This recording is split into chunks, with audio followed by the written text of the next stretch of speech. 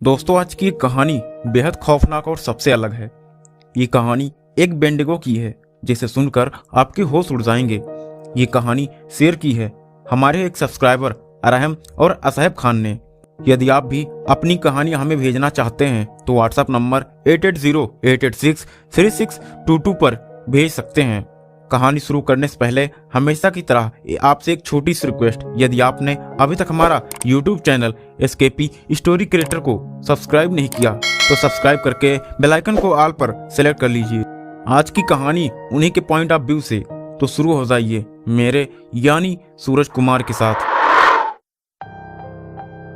मेरा नाम अरहम और छोटे भाई का नाम असहब खान है। हम लोग अपनी दादी के यहाँ कासगंज में रहते थे। हम लोगों ने प्लान बनाया जंगल में शिकार करने का। तभी असहब ने कहा, अरे रहम भाई, जंगल में एक ऐसा जानवर रहता है जो इंसानों का वेश बदलकर इंसानों का खून कर देता है। उसने ऐसा बहुत सारे खून किए हैं। मैंने कहा, अबे चुप ना यार, ऐसा थोड़ी ना होता है। जंगल में तो ऐसे जानवर होते हैं, भेड़िए, जंगली कुत्ते, खरगोश और सांप। उसके बाद मैं और असहब सारा सामान पैक कर लेते हैं, अपना टेंट का सारा सामान और सब कुछ। एक और भाई हमजा, तीनों साथ में साइकिल के साथ निकल चले जंगल की ओर। जंगल में घुसने से पहले एक आदमी हमें सलाह दे रहा था, ओए सुनो, जंगल में मत जाओ वरना मारे जाओगे। हम लोगों ने उसकी बातों को अनसुना करके जंगल में चली गए। उसके बाद हम सबने टेंट बनाया और आग जलाई, फिर बैठ गए खाना खाने। तभी सुनाई दी एक अजीब सी डरावनी आवाज। हम तीनों डर जाते हैं, रोंगटे खड़े हो गए थे। हमने कहा, भाई आओ बाहर देखते हैं कौन सी किसकी आवाज है। असहब ने कहा, भाई ये शायद उसी जानवर की आवाज है जिसे मैंने बताया था। मैंने कहा, अरे बस कर यार ये सब बकवास, ऐसा कोई जानवर नहीं होता है। तभी फिर से ऐसी ही आवाज सुनाई दी। तेज आवाज सुनकर लग रहा था कि वो हमारे आस ही पास है। हमने एक टॉर्च ऑन की क्योंकि बिना टॉर्च के हम एक दूसरे को देख भी नहीं सकते थे, इतना अंधेरा था।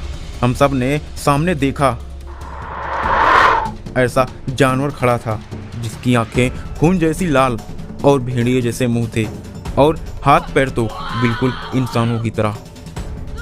ये देखकर हम सब चिल्लाने लगते हैं, फिर भागना शुरू करते हैं। भागते भागते एक नदी मिलती है और तभी दिखा नदी के सामने वो जंगली जानवर बेंडिगो सामने खड़ा था। हम बहुत ही डर जाते हैं, सोचते हैं नदी में कूद जाएं।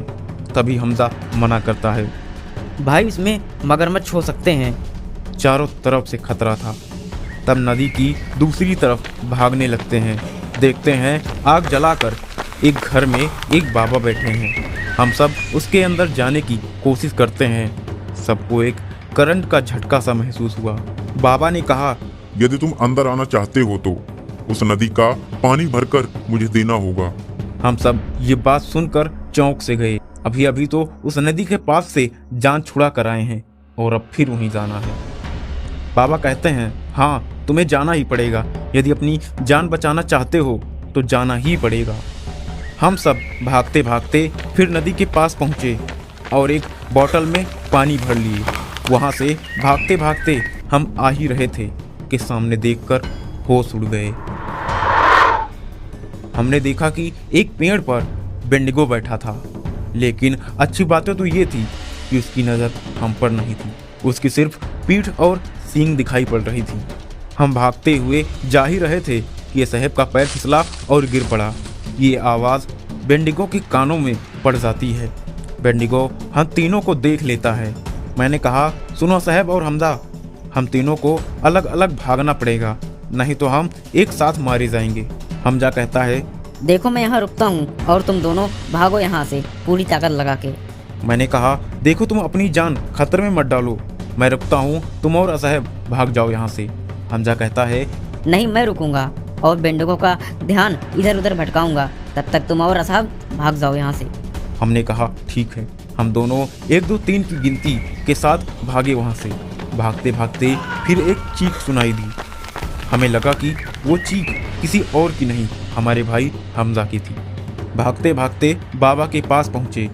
बाबा पानी को देखकर अंदर आने का इशारा करते हैं। बाबा कहते हैं, माफ करना, अब तुम्हारा भाई इस दुनिया में नहीं रहा। हम और असहब ये सुनकर चिल्ला चिल्ला कर रो रहे थे। करीब 15 मिनट के बाद एक आदमी हमारी तरफ बढ़ते हुए आ रहा था।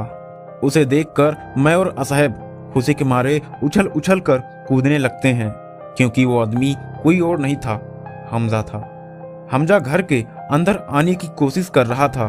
उसे एक बिजली का झटका सा लगा और वो गिर पड़ा। बाबा को ये बात समझने में ज्यादा देरी नहीं लगी। हमजा हमजा नहीं था, वो वही बेंडिगो था जो हमजा की शक्ल में हमें मारने आया था। घर के अंदर बाबा के पास जाकर बैठ गए दोनों। बाबा ने एक पोटली निकाली और तेल डालकर जला दिया। उस जलते हुए पोटली के धुएं में वो बेंडिगो गायब हो गया।